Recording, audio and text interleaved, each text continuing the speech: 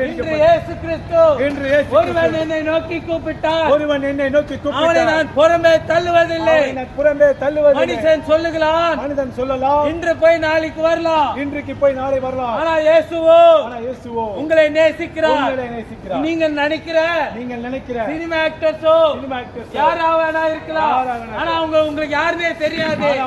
ஆனா இயேசு கிறிஸ்து அவர் உங்க உள்ளங்கையிலே பார்த்து கொண்டு அவர் உங்களை நேசிக்கிறார். அவர் நேசித்தபடியே அவர் உங்களுக்காக ஜீவனை கொடுத்திருக்கிறார்.